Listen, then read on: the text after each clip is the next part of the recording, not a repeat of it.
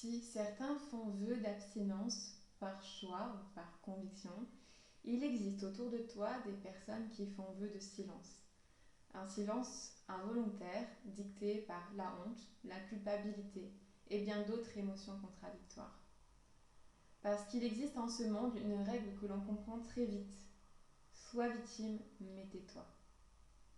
Alors aujourd'hui, il est temps de casser les tabous, de briser le silence, de s'ouvrir à la réalité du monde, parce que vivre dans un silence précautionneux, c'est aussi et avant tout une façon d'éviter d'affronter les choses, et notamment le regard des autres. Si tu es ici depuis un moment, ce vœu de silence, je l'ai brisé en quelque sorte il y a un an, autour d'un blog où je vomissais grossièrement mon histoire. Alors, sans entrer dans les détails d'une histoire malsaine, me revoilà. Je m'appelle Lorraine, j'ai bientôt 34 ans, j'ai 2 frères et 2 sœurs, je suis maman. Et je suis aussi ce que l'on appelle communément une victime d'agression sexuelle sur mineurs de moins de 15 ans par personne ayant autorité et bien d'autres. Enfant, à l'époque, je n'avais ni jupe, ni maquillage. Je n'avais rien des jeunes filles précoces d'aujourd'hui. J'étais seulement une petite fille parmi tant d'autres. J'étais un garçon manqué, éduqué pour l'être. Cette parenthèse, elle est importante pour moi, puisque j'entends encore trop souvent aujourd'hui des personnes déclarer des victimes coupables parce qu'elles ont choisi la mauvaise tenue. Ça ne change rien, ça n'empêche rien. Si bien que c'est entre 10 et 11 ans que je vivais mes premières expériences d'agression physique, morale et psychologique. En gros, pour la première fois de ma vie, je sentais les mains et la bouche d'un homme sur moi. Cet homme, il aurait pu être mon grand-père. Il en avait l'apparence, la gentillesse, à la différence que ses gestes à lui n'avaient rien d'innocent ni de désintéressé. Au cours de cette période, j'ai subi un harcèlement violent.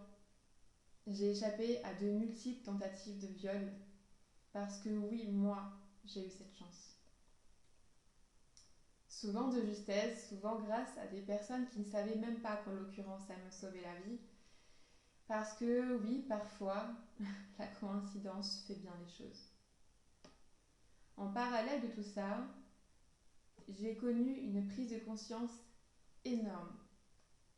Un constat simple qui s'est imposé très naturellement.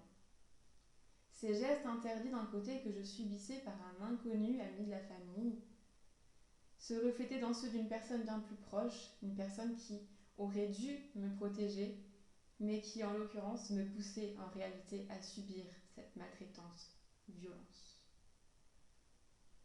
C'est donc à 11 ans que pour la première fois, j'ai eu peur de mon père pour autre chose que la violence de ses corrections, ses brimades, son tyrannisme ou ses humiliations.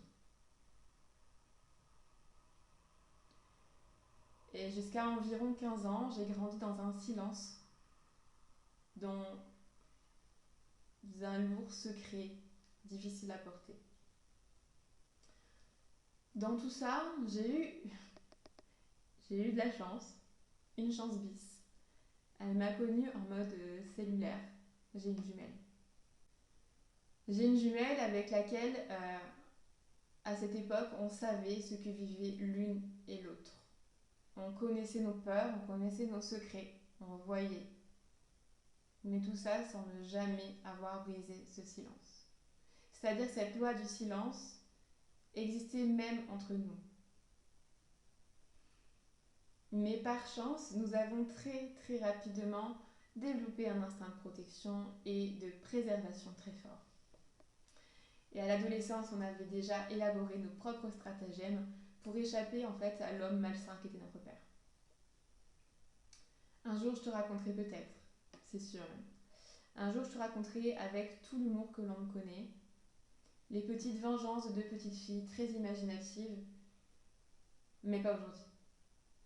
En revanche, pour illustrer un peu la violence de la situation, à 5 ans, nous avions Déjà l'idée très obstinée de vouloir fuguer à vélo chez nos grands-parents qui habitaient à peu près à 2 heures de voiture.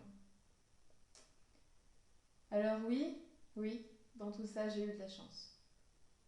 J'ai eu cette chance qu'au cours de ma vie d'enfant et d'ado, d'être aimée par des personnes qui ont su contrebalancer avec la noirceur de nos vies.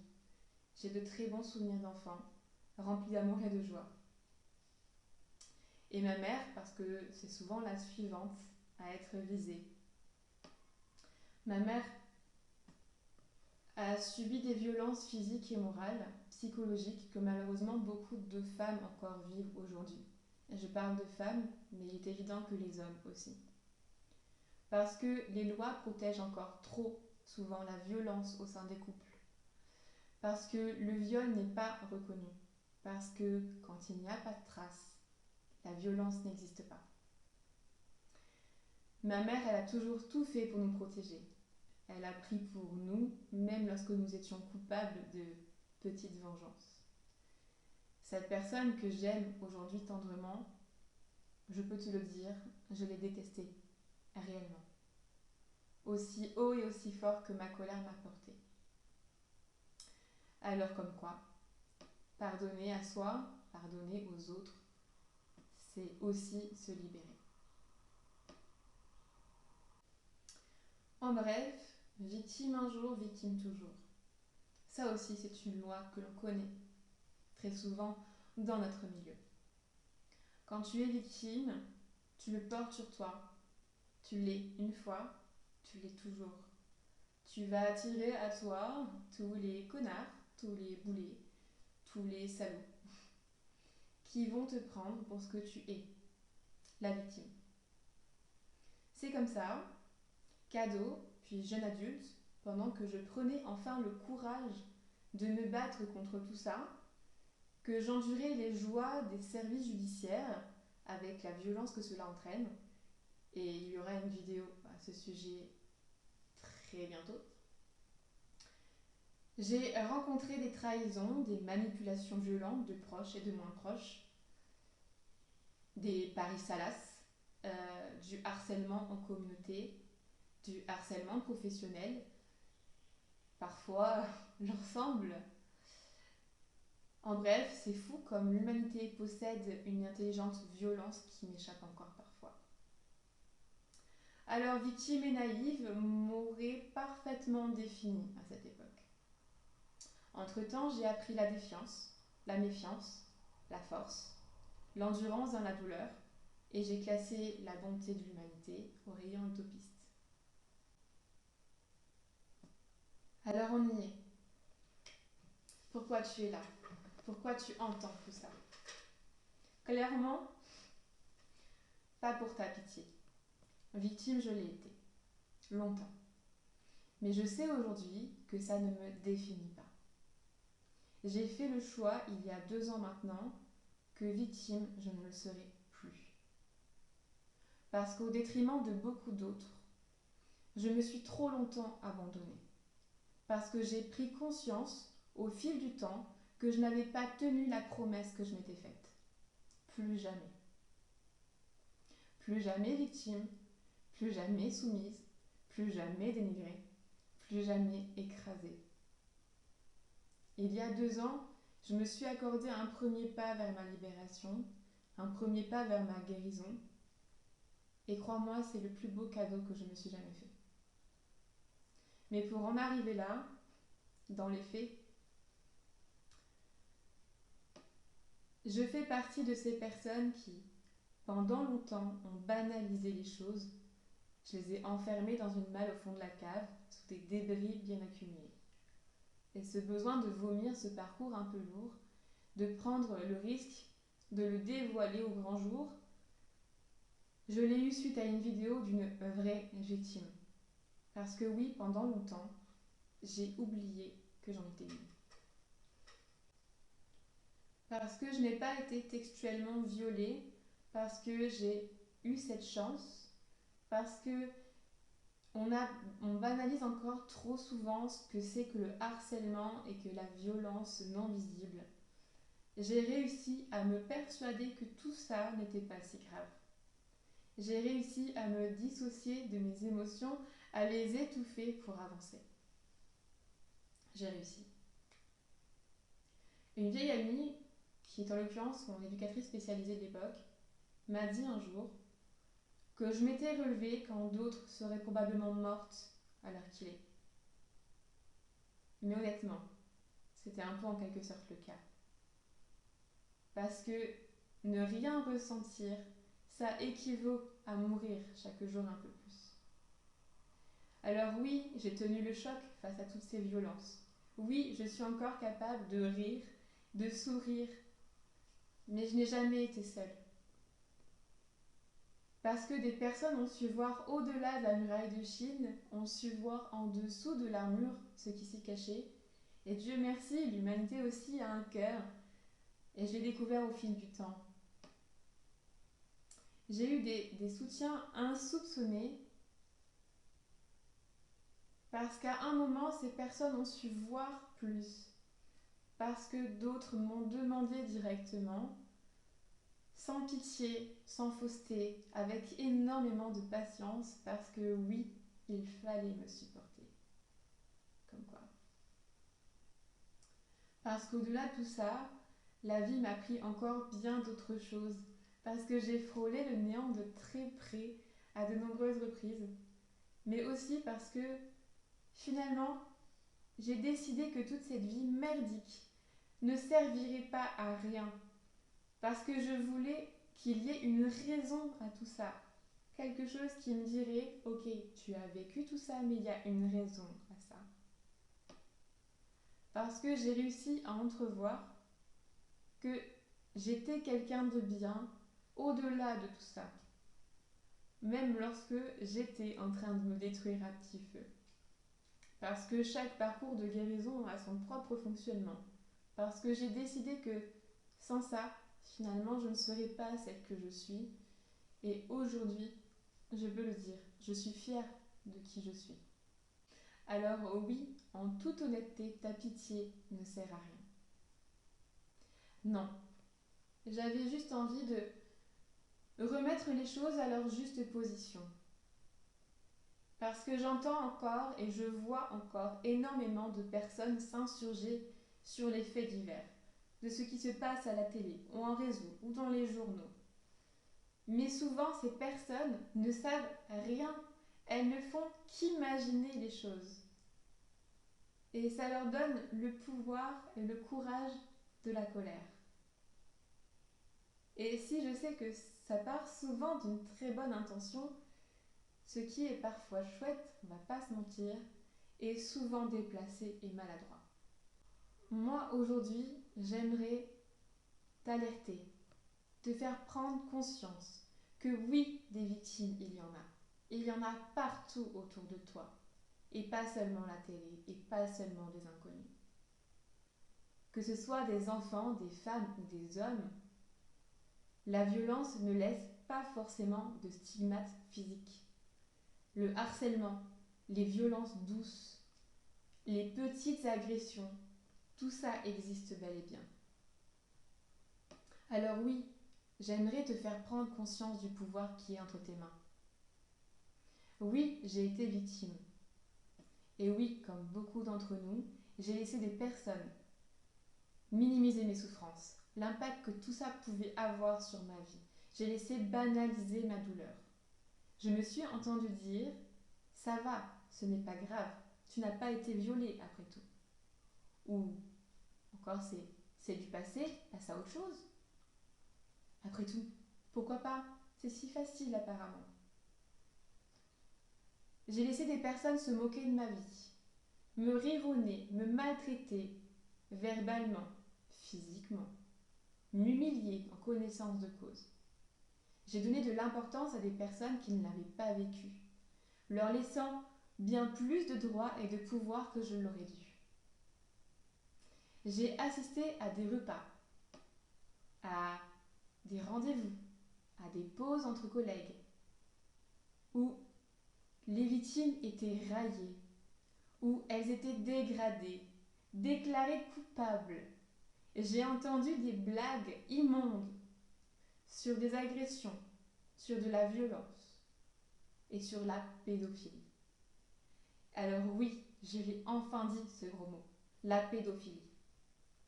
J'entends des blagues de personnes, d'hommes et de femmes, se moquant de la pédophilie et des viols. Je suis restée silencieuse tellement souvent quand j'avais envie de hurler ou de frapper. Alors oui, j'avais envie de te faire prendre conscience qu'autour de toi, il y a cette loi du silence. Elle existe pour de multiples raisons et la pression sociale en est une. Parce qu'être la famille à qui c'est arrivé, c'est une honte. Parce que être la victime, c'est une honte. Parce que lorsque tu es victime dans ton corps, ceux qui te soutiennent le deviennent de façon indirecte. Et parce que nous sommes encore conditionnés par le regard des autres, par les on-dit, on nous demande d'être silencieuses. On m'a dit un jour, tu es libre d'en parler. Fais-le, mais sans te montrer. Cache ton nom, ton visage, ou encore pourquoi as-tu besoin de te mettre en avant comme ça? Mais j'ai envie de te répondre ceci. Parce que l'environnement de communication dans lequel nous évoluons aujourd'hui banalise encore trop cette putain de violence. Parce qu'aujourd'hui, c'est normal. Parce que personne ne connaît réellement l'impact de tout ça. Et finalement, c'est parce qu'il n'y a qu'en se montrant que la phrase « ça n'arrive pas qu'aux autres » prend réellement son sens. Parce que si je me cache, parce que si je me tais, je ne serai qu'une victime parmi tant d'autres. Alors oui, je voudrais que tu entendes ce message et que tu saches qu'autour de toi, une personne qui t'est proche est peut-être en souffrance, qu'elle est probablement rongée par la honte, que si elle crève d'envie de se confier à quelqu'un, elle est retenue par la peur du jugement. Parce que quand tu es victime, tu es coupable, mais aussi par la peur de n'obtenir que de la pitié. Et tu peux me croire, il n'y a rien de pire que de la pitié dans le regard d'un proche. Et si j'en suis là à faire cette vidéo probablement trop longue, c'est que cette prise de conscience, je l'ai eue il y a longtemps. Je l'ai mise de côté, avec mes douleurs, ma honte et ma culpabilité. Mais que récemment, tout est sorti du placard. J'ai retrouvé ce besoin de déclencher des prises de conscience. Parce que j'ai eu envie, à un moment donné, que cette histoire serve à quelque chose. Me revoilà. Parce qu'en fait, j'ai rencontré encore tellement de victimes de violences diverses, que j'ai ressenti la peur, la honte, que j'ai vu leur interrogation dans leur regard. Est-ce que je peux lui dire ça à elle? Alors sachez que oui, ici, il n'y aura ni pitié, ni jugement. Parce qu'un jour, on m'a fait ce cadeau à moi, d'écoute, de soutien, d'amour tout simplement. Ma porte sera toujours ouverte à celui qui en fera la demande. Alors, si cette vidéo peut permettre à d'autres enfin d'ouvrir les yeux sur la réalité de ce qui les entoure, si d'autres pouvaient être attentifs à ce qui se passe autour d'eux, alors ma vidéo trop longue aura atteint son objectif. Et à toi, si tu es ou as été victime de violence, qu'elle soit physique ou psychologique, sache que parler est ta meilleure arme. Parce que c'est en se taisant qu'on accorde du pouvoir à l'autre. Parce que ce n'est pas en faisant semblant d'aller bien qu'on avance. J'ai essayé. J'ai ressenti cette honte viscérale qui te prend aux tripes, au point d'avoir envie de vomir. Un jour, je te raconterai. Mais sache que la honte, elle finit par s'évaporer. Un jour, tu finis par respirer à nouveau. Alors à toi qui es arrivé jusqu'ici, choisis tes soutiens, choisis les personnes qui seront là pour t'accompagner dans tes combats. Et pour ça, parle sans honte. Le tri se fera naturellement. Les combats, c'est fait pour ça. Et tu sais quoi? C'est une bonne chose. Fais-toi confiance. Tu le mérites. Et Pour finir, tu es, entre parenthèses, probablement, parce que dans la réalité, on ne sait jamais vraiment qui se cache derrière l'écran, tu es probablement quelqu'un de bien, quelqu'un de bon. Alors ne juge jamais sans savoir. Fais attention à tes mots au risque de blesser sans le vouloir. Reste ouvert, reste à l'écoute. Et si tu blesses en connaissance de cause, appelons un chat un chat. T'es un connard. Quoi qu'il en soit, tu mérites d'être heureux, de te libérer de la charge probablement trop lourde que tu portes chaque jour sur tes épaules. Il n'y a pas de petite victime, il n'y a pas de petite douleur, de petite souffrance ou de petite violence. Il y a la douleur, la souffrance et la violence. Ne laisse personne te dénigrer, choisir pour toi. Refuse de te laisser écraser. Tu es quelqu'un de bien, tu es fort, tu es capable de tout réussir. Ne laisse personne juger pour toi ce que tu es en droit de ressentir ou de vivre. Prends soin de toi. Et qui sait, peut-être à bientôt.